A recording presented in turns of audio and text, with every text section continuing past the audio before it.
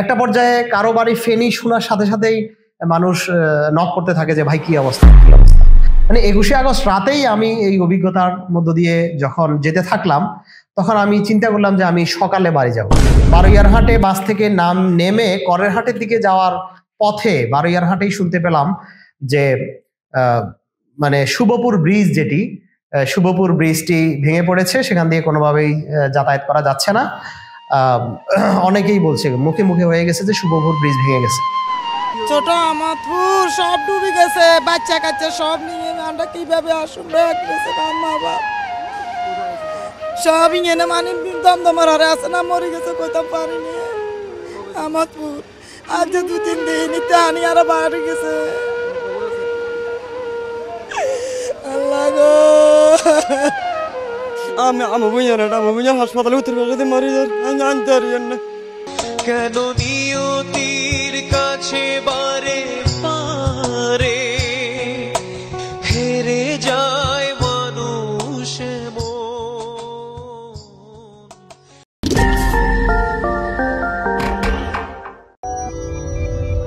শিলাপাঠের আজকের স্পেশাল এপিসোডে আপনাদেরকে স্বাগত জানাচ্ছি।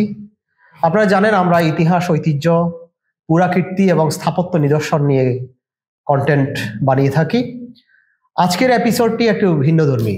আজকে আমি যে বিষয়ে আপনাদের সাথে কথা বলতে চাচ্ছি সেটি হচ্ছে বাংলাদেশের ইতিহাসে একটি হঠাৎ ঘটে যাওয়া একটা বিপর্যয়, যেটির জন্য আসলে বাংলাদেশের মানুষ, বিশেষ করে কয়েকটি জেলার মানুষ কোনোভাবেই প্রস্তুত ছিল না। আমি বলছি 2024-এর ফেনী নোয়াখালী অঞ্চলের বন্যার কথা, যেটি বিশেষত ফেনী জেলায়, পরবর্তীতে নোয়াখালী, কুমিল্লা, লক্ষ্মীপুর এবং চট্টগ্রামের মিরসরাই অঞ্চলের কিছু এলাকায় এই বন্যাটি ছড়িয়ে পড়ে। বন্যাটির ভয়াবহতা এত বিভৎস, এত মারাত্মক ছিল যে মানুষ আসলে হতবিহ্বল হয়ে পড়েছিল। সেই দুঃসহ যন্ত্রণার কথা মহাকালের খাতায় লিখে রাখতে, সেজন্যই আমার আজকের এই ভিডিওটি করা। আমি এই ভিডিওতে 2024-এর অগাস্ট মাসের সেই ফেনী নোয়াখালী অঞ্চলের ভয়াবহ বন্যায় আমার ব্যক্তিগত সাফারিংস, আমার ব্যক্তিগত ভোগান্তির কথা আপনাদের সাথে শেয়ার করব। আমি যদি শুরু থেকে বলতে চাই, বন্যাটি শুরু হয়েছিল ফেনী অঞ্চলের দিকে। প্রথমত মুহুরী নদীর একটি বাঁধকে কেন্দ্র করে আমরা শুনেছিলাম যে ডম্বুর বাঁধ ভারত খুলে দিয়েছিল হঠাৎ করে। তখন বর্ষাকাল কিন্তু শেষ, কিন্তু এই শেষ কালের বর্ষায় হঠাৎ এই বাঁধটি খুলে দেওয়ার কারণেই মূলত বন্যার সূত্রপাত হয়েছিল। এবং ওই বাঁধটি খুলে দেওয়ার পেছনে আবহাওয়ার পূর্বাভাস দেখেই কিন্তু তারা এই কাজটি করেছিল। তারা বলতে আমরা আমাদের প্রতিবেশী দেশ ভারতের কথাই বলছি। ততদিনে আমাদের দেশের পতিত স্বৈরাচার শেখ হাসিনা ভারতে আশ্রয় নিয়েছে। বলা হয়ে থাকে শেখ হাসিনার পরামর্শেই কিন্তু ভারত এই কাজটি করেছে। ইতিহাস অনুসন্ধান করলে আমরা দেখব ভারত এই ডম্বুর বাঁধটি খুলে দিয়েছিল স্বাধীনতার পর থেকে 2025 সাল পর্যন্ত মাত্র 4 থেকে 5 বার। এবং যতবারই তারা এই বাঁধটি খুলে দিয়েছে ততবারই দেখা গেল বাংলাদেশে আওয়ামী লীগ ছাড়া অন্য কোনো সরকার ক্ষমতায় ছিল। অর্থাৎ আওয়ামী লীগ সরকারের সময় এই ডম্বুর বাঁধটি খোলা হয়নি, যখনই আওয়ামী লীগ ক্ষমতায় থাকে না তখনই এই ডম্বুর বাঁধটি খোলা হয়েছিল। এবং যেহেতু আবহাওয়ার পূর্বাভাসে ছিল বেশ কয়েকদিন ধরে টানা বৃষ্টিপাত হবে, সেই টানা বৃষ্টিপাতের কারণে একদিকে যেমন প্রাকৃতিকভাবে পানি বেড়ে যায় নদ নদীতে, আর অন্যদিকে ডম্বুর বাঁধের সেই পানি নেমে এসে ফেনী অঞ্চলকে বিপর্যস্ত করে ফেলে। সেই ফেনী ডুবে যাওয়ার পর নোয়াখালী, কুমিল্লা সহ পার্শ্ববর্তী জেলাগুলোতে তা ছড়িয়ে পড়ে। তারপরের ভয়াবহতা, তারপরের বিভৎসতা আপনারা নিজ চোখেই সামাজিক যোগাযোগ মাধ্যম বা মিডিয়াগুলোতে দেখেছেন। আমি আমার যে অভিজ্ঞতার কথা আজকে বলতে চাই সেটি হচ্ছে 21শে অগাস্ট 2024, সেদিন ছিল বুধবার। সেদিন আমরা দেখতে পাই ফেনীর ফুলগাজী অঞ্চল, যেটি মুহুরী নদীর অববাহিকায় একটি উপজেলা শহর, এবং সেই উপজেলা শহরটি ডুবে গেছে এই সংবাদটি পাই। এবং এই সংবাদটি পাওয়ার পরে আমরা প্রায় দেখি যে ফেনীতে বন্যা মানেই ফুলগাজীতে বন্যা। তো এটার সাথে আমরা কম বেশি পরিচিত, কিন্তু আমরা বিশেষ করে আমার বাড়ি হচ্ছে ছাগলনাইয়া উপজেলায়, অর্থাৎ ছাগলনাইয়া সদর উপজেলার পাশেই কিন্তু আমার বাড়ি, বাঁশপাড়া গ্রামে। তো আমাদের এদিকে বন্যার অভিজ্ঞতা খুব একটা নাই, যদিও বাঁশপাড়া গ্রামের পশ্চিম পাশে প্রায়ই পানি জমে বন্যার সময় অতিরিক্ত বৃষ্টিপাতের কারণে।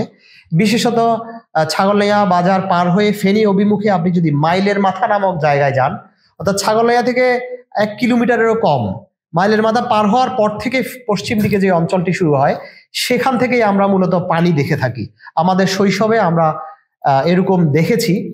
তো ছাগলনাইয়া বাজারের আশপাশে পানি উঠেছে বা মানুষের ঘর বাড়িতে উঠেছে, এটা আমার এই 3 দশকের জীবনে আমি দেখি নাই। আমি এবার যেটা দেখলাম 21শে অগাস্ট ফেনীর বন্যার একটা ভয়াবহ রূপ আমি চারদিকে যখন দেখতে পাই, তখন আমারও চিন্তায় আসে যে আসলে কি হচ্ছে। তো এর মধ্যে একটি দুঃখজনক ঘটনা ঘটে, সেটি হচ্ছে পুরো ফেনী জেলায়, বিশেষত ফেনীর পূর্বাঞ্চলীয় 3টি উপজেলায়, ছাগলনাইয়া, ফুলগাজী এবং পরশুরাম, এই 3টি উপজেলায় বিদ্যুৎ বিচ্ছিন্ন হয়ে যায়। সঙ্গত কারণেই মোবাইল নেটওয়ার্ক থেকে এই 3টি উপজেলা অনেকটা বিচ্ছিন্ন হয়ে পড়ে। তো আমার একটি ধারণা হচ্ছে যে আমাদের বাড়ি যেখানে, সেখানে সাধারণত আমরা বন্যার সাথে পরিচিত নই। অতিরিক্ত বৃষ্টি হলে রাস্তাঘাটে একটু পানি জমে, কিন্তু ঘরে কখনো উঠছে আমরা দেখি নাই। বাড়িতে পানি উঠতে আমাদের অভিজ্ঞতা আছে, কিন্তু ঘরে আমাদের পানি উঠেছে আমি এরকম বলতে পারি না। তো এবার দেখলাম যে অবস্থা খুবই ভয়াবহ। আমি খুব দুশ্চিন্তাগ্রস্ত হয়ে পড়লাম। এর মধ্য দিয়ে এর সাথে আমার পরিচিত বন্ধু বান্ধব, আত্মীয় স্বজন সবাই খোঁজ নিতে থাকলো। একটা পর্যায়ে কারো বাড়ি ফেনী শোনার সাথে সাথেই মানুষ নক করতে থাকে যে ভাই কি অবস্থা, কি অবস্থা। মানে 21শে আগস্ট রাতেই আমি এই অভিজ্ঞতার মধ্য দিয়ে যখন যেতে থাকলাম, তখন আমি চিন্তা করলাম যে আমি সকালে বাড়ি যাব, অর্থাৎ 22 আগস্ট। তো 21শে আগস্ট রাতে আমার বন্ধু, চট্টগ্রাম শহরে ও আর আমি একসাথেই থাকি, একই বাসায় আমরা থাকি, ফারুক, সে এনআরবি ব্যাংকের একজন কর্মকর্তা, আগ্রাবাদ ব্রাঞ্চের, অর্থাৎ জোনাল অফিসের। তো ও 21 তারিখ সন্ধ্যায় বাড়িতে যায়। তাদের বাড়ি আমাদের ছাগলনাইয়াতে, আমাদের পাশের গ্রামে মটুয়ায়। তো তাকে যাওয়ার সময় আমি বলি যে দোস্ত, তুই যাওয়ার সময় একটু আমাদের বাড়িটা দেখে যাবি, আমার আম্মার কি অবস্থা, আর আমাদের ঘরে যদি পারিস তো এই মানে 2-3টা মোমবাতি দিয়ে যাবি। ও মোমবাতি নিয়ে যাচ্ছিল চিটাগাং থেকে, যেহেতু এলাকায় ইলেকট্রিসিটি নাই। তো ও আসলে গিয়ে পৌঁছালো কিনা আমি সেটাও তথ্য পাচ্ছিলাম না। তো এক পর্যায়ে আমি মানে চিন্তা করলাম যে আমি 22 আগস্ট বাড়িতে যাব সকালে। তো সারা রাত দুশ্চিন্তার মধ্য দিয়েই কাটলো।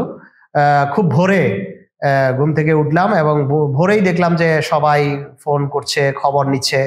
বিশেষ করে আমার ছোট ভাইয়ের ওয়াইফ, সে বাড়িতে ছিল আম্মার সাথে। তো ছোট ভাই যেহেতু দেশের বাইরে থাকে, ওর বাবার বাড়ি থেকে আমাকে ফোন করছিল, যেহেতু গ্রামে কাউকে রিচ করা যাচ্ছিল না।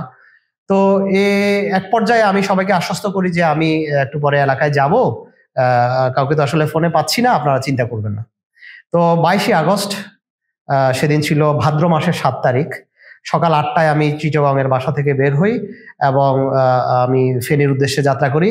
এবং মিরসরাই এলাকায় গিয়ে আমি ফেসবুকে একটা স্ট্যাটাস দিই যে বাড়ির কারোর সাথে যোগাযোগ করতে পারছি না।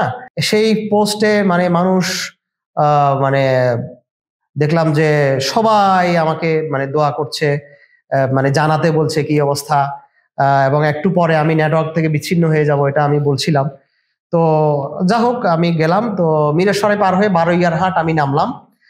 এখানে একটা কথা বলে রাখি যে ফেনীর ছাগলনাইয়া উপজেলা যেটা, সেখানে যাওয়ার জন্য চট্টগ্রাম থেকে 3টা রাস্তা আমরা ব্যবহার করতে পারি।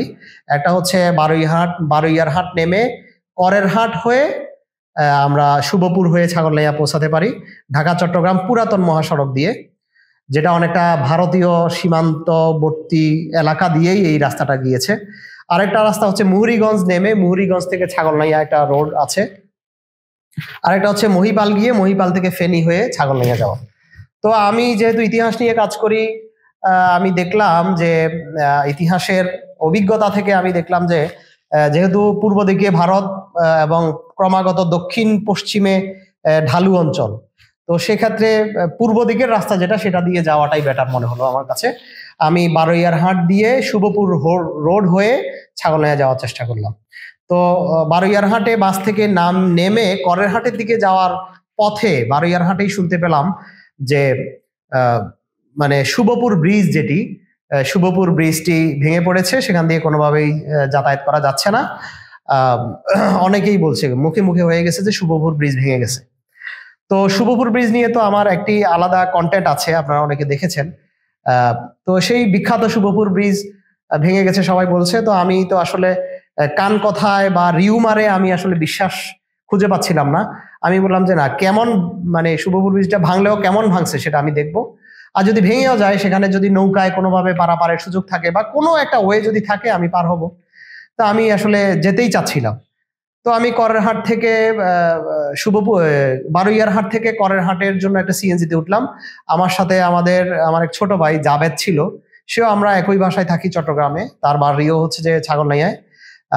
তো জাবেদ সহ আমি যাচ্ছিলাম। তো আমরা একটা সিএনজিতে উঠে আমরা করেরহাটের উদ্দেশ্যে যাত্রা করলাম।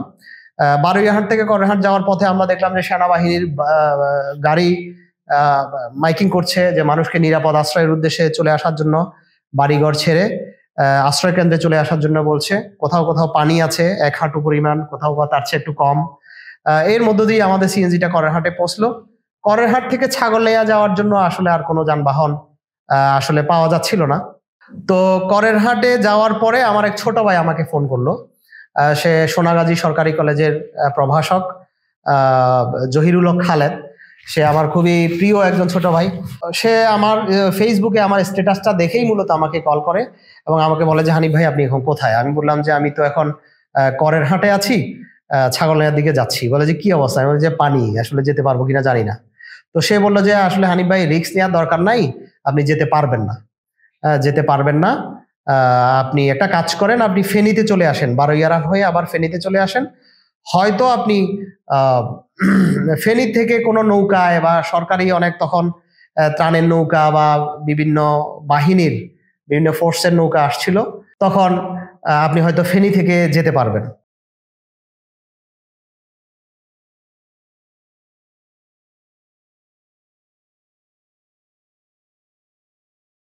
তো আমি তাকে বললাম যে আচ্ছা দেখি, আমার তো মাথায় হচ্ছে যে ওইটা, যেহেতু পূর্ব পাশের রাস্তা হচ্ছে এইটা, তো এইটা হচ্ছে সবচেয়ে উঁচু রাস্তা হবে, এটা দিয়ে যদি যেতে না পারি বাকি দুটা দিয়ে আমি যেতে পারবো না। তো আমি এটা মানে ধরেই নিচ্ছিলাম। আমি তার ফোনটা রাখলাম, সে কোথায় আছে এটাও আমি আর জিজ্ঞেস করতে পারি নাই। তো করেরহাট থেকে ছাগলনাইয়ার দিকে আসলে কোনো গাড়ি ঘোড়া চলছিল না, করেরহাটেই কিন্তু পানি আমরা দেখলাম। করেরহাট বাজার থেকে একটু উত্তরে আসতেই আমরা দেখলাম যে প্রায় হাঁটু পানির চেয়ে বেশি। তো কোনো গাড়ি ঘোড়া সঙ্গত কারণেই পাওয়া যাচ্ছিল না। আমরা চিন্তা করলাম যে করেরহাট থেকে ছাগলনাইয়া প্রায় 25-26 কিলোমিটার আমরা হেঁটে পার হব, যতক্ষণই সময় লাগে আমরা হেঁটে চলে যাব। তো আমার সাথে আসলে অনেক ছাগলনাইয়া যাত্রী ছিল, যেহেতু এটা একটা পুরাতন যোগাযোগের মাধ্যম। তো আমরা চিন্তা করলাম যে ছাগলনাইয়া আমরা কিভাবে যেতে পারি। আমরা করেরহাট থেকে ছাগলনাইয়ার দিকে হাঁটা শুরু করলাম। একটু যাওয়ার পরে আমরা একটা মিনি ট্রাক পেলাম, মানে যেটাকে আমরা বড় পিক আপ বলি। এই বড় পিক গুলো আমরা পেলাম। তো এই পিক গুলো, এই পিক আপটা চট্টগ্রাম থেকে গিয়েছে, সে কোনো একটা ফ্যামিলিকে উদ্ধার করে নিয়ে আসার জন্য যাচ্ছিল। তারা আমাদেরকে বলছিল যে ওরা হাবিলদার বাসা নামে একটা জায়গা আছে করেরহাট এবং শুভপুরের মধ্যবর্তী, ওই জায়গা পর্যন্ত তারা যাবে। তো আমরা চিন্তা করলাম করেরহাট থেকে হাবিলদার বাসা পর্যন্ত এই জায়গাটা তো হচ্ছে প্রায় 2 কিলোমিটার বা আরো বেশি হতে পারে। তো এই 2 কিলোমিটারে যদি গাড়িতে যাওয়া যায় তাহলে আমাদের হাঁটা পথ একটু কমলো। তো আমরা ওই গাড়িতে উঠলাম। ওরা আমাদেরকে হাবিলদার বাসার আগে একটা ভাঙা ব্রিজ ছিল, ব্রিজটা এখন অবশ্য কমপ্লিট হয়ে গেছে, তখন ইনকমপ্লিট ছিল। তো ওই ব্রিজের গোড়ায় আমাদেরকে নামাই দিল। আমরা সেখান থেকে আবার হাঁটা শুরু করলাম। হাবিলদার বাসা যে জায়গাটা, সেখানে আমরা দেখলাম যে উদ্বাস্তু শিবির, মানে ওখানে হিঙ্গুলি ইউনিয়ন পরিষদ সম্ভবত, ওই ইউনিয়ন পরিষদের যে ভবন আছে বা প্রাইমারি স্কুল, হাই স্কুল, মাদ্রাসা, এগুলোতে প্রচুর উদ্বাস্তু। তারপরে প্রচুর মানুষ আস্তে আস্তে বারুইয়ারহাটের দিকে চলে যাচ্ছে, মানে কোনোভাবে চট্টগ্রামে তারা পৌঁছাতে পারলে বাঁচে। হাঁস, মুরগি, গরু, ছাগল, মানে একটা যুদ্ধ বিধ্বস্ত এলাকার মতো। তো এই জিনিসটা আমি কক্সবাজারের রোহিঙ্গাদের যে আগমন 2017 সালে রোহিঙ্গারা যেভাবে এসেছিল, প্রায় 10 লক্ষ রোহিঙ্গা, আমি সেটা সচক্ষে দেখার অভিজ্ঞতা আমার রয়েছে। তো আমার কাছে ঠিক তেমনই মনে হচ্ছিল। আমি এটা দেখছিলাম, আসলে ভাবছিলাম যে মানুষের আবাল বৃদ্ধ বনিতা কিভাবে মানুষ যাচ্ছে, ছোট ছোট বাচ্চা তাদেরকে কাঁধে করে মায়েরা বাবারা নিয়ে যাচ্ছে, আবার কাউকে বৃদ্ধা মানুষ, একটা ভ্যান গাড়ির উপর একটা চেয়ারের উপর একটা মোড়া দিয়ে একজন বৃদ্ধা মহিলাকে বসিয়ে তারপরে নিয়ে যাওয়া হচ্ছে। তারপরে হচ্ছে ফার্মের মুরগি, 500 মুরগি, হ্যাঁ, মানে কয়েকটা খাঁচায়, মানে কোনো রকমে নিয়ে যাচ্ছে। বৃষ্টি হচ্ছে, তখনও কিন্তু গুড়ি গুড়ি বৃষ্টি হচ্ছিল। এই যে একটা অবর্ণনীয় অভিজ্ঞতা আমার সেখানেই হয়ে গেল। তারপরে আমরা প্রায় 40 মিনিট হেঁটে শুভপুর ব্রিজের গোড়ায় পৌঁছলাম। তো আমরা দেখলাম যে রিউমারটা আমরা শুনেছিলাম সেই রিউমারটা আসলে সত্য না। শুভপুর ব্রিজ আগে যেরকম সেরকমই আছে, অর্থাৎ শুভপুর ব্রিজের অবস্থা তো এমনিতেই একটু ঝুঁকিপূর্ণ, অনেকটাই ভাঙ্গাচোরা। তো যেভাবে আছে সেভাবেই আছে, বরং শুভপুর ব্রিজ থেকে পানির লেয়ার অনেক নিচে। তো আমরা যাচ্ছিলাম এবং উত্তর দিক থেকে মানে ছাগলনাইয়ার দিক থেকে যারা আসছিল তাদেরকে জিজ্ঞেস করছিলাম যে সামনে কি অবস্থা। তো ওরা বললো যে সামনের অবস্থা খুব খারাপ, সাঁতার কেটেও যেতে পারবেন না। তো আমি বলি যে কি 1 বুকের বেশি হবে পানি? হ্যাঁ, বলে যে আপনি মানে 1 বুক বলছেন, এখানে তো সাঁতার কেটে আপনি ঠাই পাবেন না, অনেকে এটা বললো। তো আমি ভাবছিলাম যে ওই শুভপুর ব্রিজ ভাঙার যে রিউমার তেমন কিছু হতে পারে। আমরা ঠিকই আগাতে থাকলাম এবং শুভপুর বাজার, যেটা শুভপুর নতুন বাজার, সেখানে আমার এক আত্মীয়ের সাথে আমার দেখা। সেখানেও হাঁটু পানির চেয়ে বেশি, আমরা হেঁটে হেঁটে আগাচ্ছিলাম। এবং সেই আত্মীয় আমার ভাগ্নে হয়, নূর নবী। সে মূলত আমার ভাগ্নির দেবর। তো ওদের বাড়ি হচ্ছে যে মহারাজগঞ্জ বাজারের পাশে, হ্যাঁ, জয়পুর সরোজিনী হাই স্কুল যেটা আছে তার পাশে। তো সে আমাকে বলছিল যে মামা আপনি ওদিকে তো যেতে পারবেন না, ওদিকে তো পানি বেশি। তো আমি বলি যে বাড়িতে তো সব মহিলা, আম্মা আছে, ভাইয়ের ওয়াইফ আছে, ভাতিজি আছে। আমার ওয়াইফ অবশ্য আমার শ্বশুর বাড়িতে ছিল দাগনভূঞার অবস্থা তখনও অত শোচনীয় না। তো ওদের সাথে আমার ফোনে কানেক্ট করার সুযোগ হচ্ছিল, কিন্তু ছাগলনাইয়া অঞ্চলের কাউকে পাচ্ছিলাম না। তো আমি যেতে থাকলাম। তো শুভপুর নতুন বাজার যেটা, সেটা পার হওয়ার পরেই আসলে পানির রাস্তায় দেখি যে পানির মাত্রাটা আস্তে আস্তে বাড়ছে, মানে আস্তে আস্তে গভীর পানিতে আমরা নেমে যাচ্ছি। যদিও আমরা রাস্তা দিয়ে যাচ্ছিলাম। শুভপুর বাজার, নতুন বাজার যেটা, সেটা পার হয়ে একটু উত্তর দিকে গেলে এখানে একটা ফরেস্ট চেকিং অফিস আছে বা ফরেস্ট অফিস বলে সবাই। তো সেখানে এই জায়গাটা পার হওয়ার পরেই দেখা যাচ্ছে যে পানি হাঁটু পানি থেকে কোমর পানি, কোমর পানি থেকে বুক পানি, বুক পানি থেকে গলা পানি, এভাবে পানি বাড়ছে। তো একটা পর্যায়ে দেখলাম যে আসলে আর গলা পানির চেয়েও বেশি, আর মানে পানিতে হেঁটেও আর পার হওয়ার মানে সামনে আগানোর উপায় নাই। মানে আমার দেখা যাচ্ছে যে একদম মুখ পর্যন্ত পানি যখন ছিল, তখনও মুখকে এরকম উপরের দিকে দিয়ে আমি হাঁটছিলাম। হ্যাঁ, পায়ের বৃদ্ধাঙ্গুল দুটি মানে একটু উঁচু করে, মানে 1 ইঞ্চি উচ্চতা বাড়িয়ে হলো একটু সামনে আগানো যায় কিনা এই চেষ্টাটা করছিলাম। তো এভাবে আগাতে থাকলাম। তো দেখি যে এক পর্যায়ে আর কোনোভাবেই পারা যাচ্ছে না। মানে পানি আস্তে আস্তে আমার মানে নাক পার হয়ে মানে চোখ পর্যন্ত চলে আসছে। তখন তো আর কিছু করার নেই। তখন চিন্তা করলাম যে পেছনে ফিরে যাব কিনা। কেউ পেছনে ফিরে যায়। তো পেছনে ফিরে যাওয়ার আসলে প্রশ্নটা যখন আসে, তখন দেখি যে অনেক মানুষ আসলে যাচ্ছে।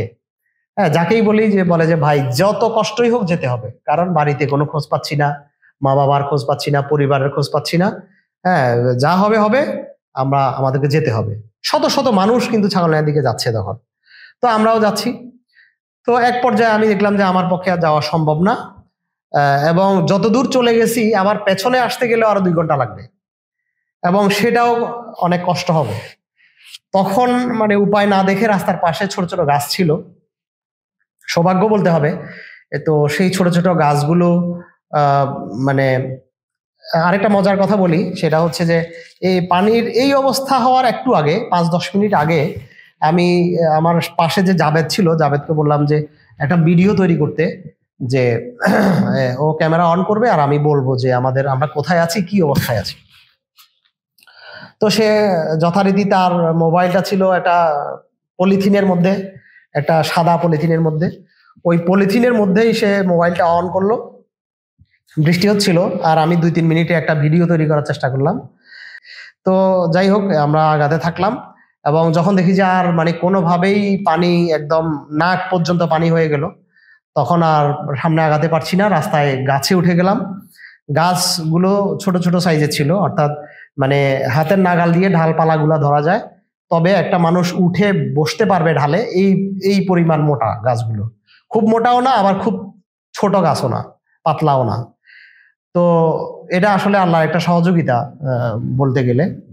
তো আমি মানে আর আগাতে না পেরে আমি একটা গাছে একটা ডাল ধরে উঠে গেলাম। উঠে একটা ডালের উপরে বসে পানিতে দিয়ে বসে আছি। দেখি যে আমার আশপাশে সামনে পিছনে অনেকেই এরকম গাছের মধ্যে বসে আছে।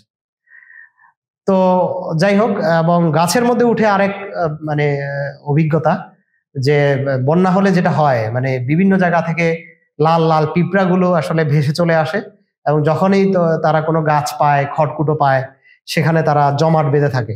তো এই গাছে উঠে দেখলাম যে প্রচুর লাল পিঁপড়া।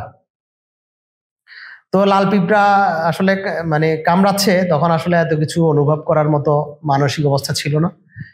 কিছুক্ষণ বসে একটু বিশ্রাম নেওয়ার চেষ্টা করলাম।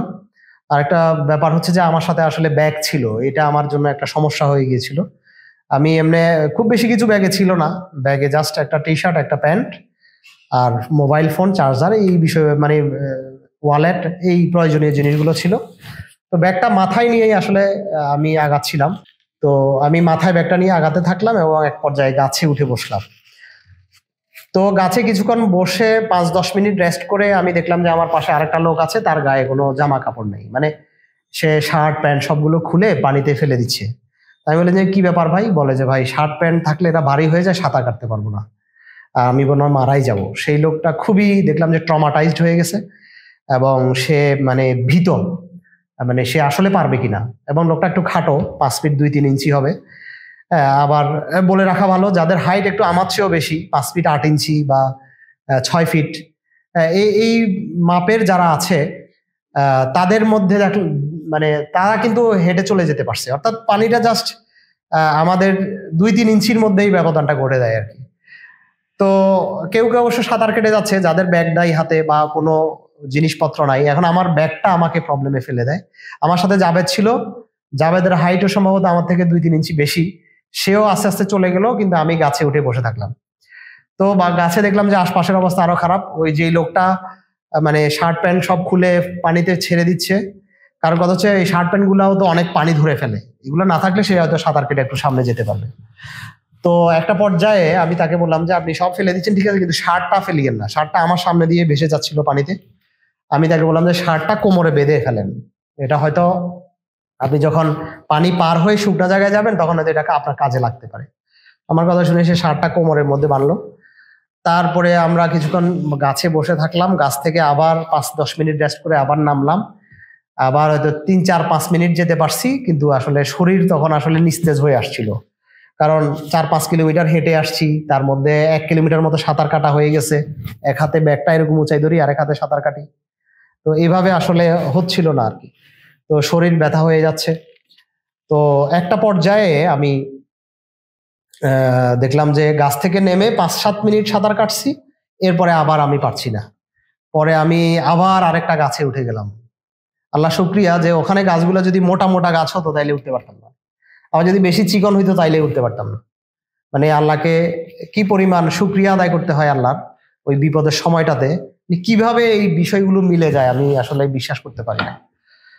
তো একটা পর্যায়ে আবার গাছ থেকে আরেকটা গাছে উঠে আবার 5 মিনিট পরে বসে থাকি, এবং এক পর্যায়ে মানে অপেক্ষা করতে থাকি যে কোথাও একটা সাহায্যকারী ট্রলার আসে কিনা, নৌকা আসে কিনা, বা হেলিকপ্টার আসে কিনা, একটু সিগন্যাল দেখাতে পারবো কিনা, কেউ উদ্ধার করবে কিনা, এটা ভাবতে থাকি। তো ভাবতে ভাবতে মানে আসলে ওরকম কিছুর কোনো আভাস দেখা যায় না।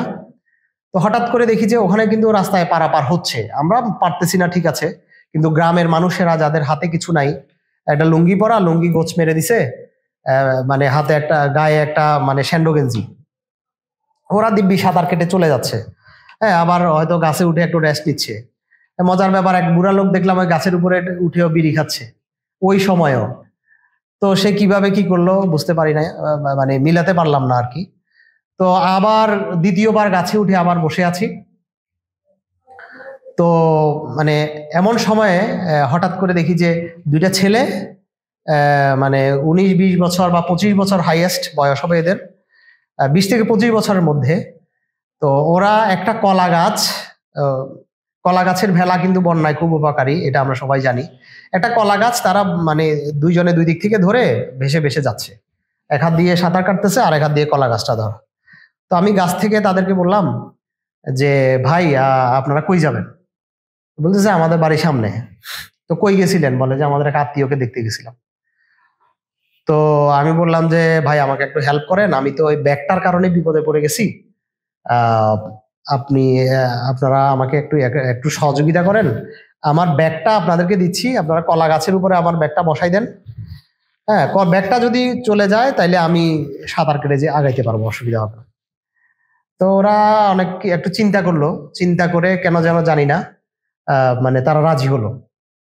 তো আমি জানি না যে সেই দুইটি ছেলে তারা কি আসলে ওই সব গ্রামের কোনো বাসিন্দা ছিল নাকি আল্লাহর পক্ষ থেকে কোনো সাহায্য ছিল, এটা আমি এখন চিন্তা করি আসলে। তো তারা আমাকে বললো যে আচ্ছা দেন। আমি গাছ থেকে তাদের কাছে আমার ব্যাগটা থ্রো করি, তারা আমার ব্যাগটা ধরে ওরা ওই মানে কলা গাছটার উপরে ব্যাগটা রেখে আবার আগানোর প্রস্তুতি নেয়। এর মধ্যে আমিও গাছ থেকে আবার লাফ দিয়ে পানিতে নামি, আগানোর চেষ্টা করি। দেখি যে আমি আর আসলে সাঁতার কাটতে পারছি না, কারণ সাঁতার কাটায় অভ্যস্ততা থাকলেও দীর্ঘদিন তো সাঁতার কাটা হয় না। তো আমি ওদের কলা গাছটা আমাকে একটু দিতে বলি। তো ওরা দেখলো যে আমার অবস্থা বেগতিক, আমাকে কলা গাছটা দিল। আমি কোনো রকমে কলা গাছটা ধরে মানে ভেসে থাকি এবং এক হাত দিয়ে কলা গাছটা ধরি আর এক হাত দিয়ে আস্তে আস্তে সামনে যাওয়ার চেষ্টা করি।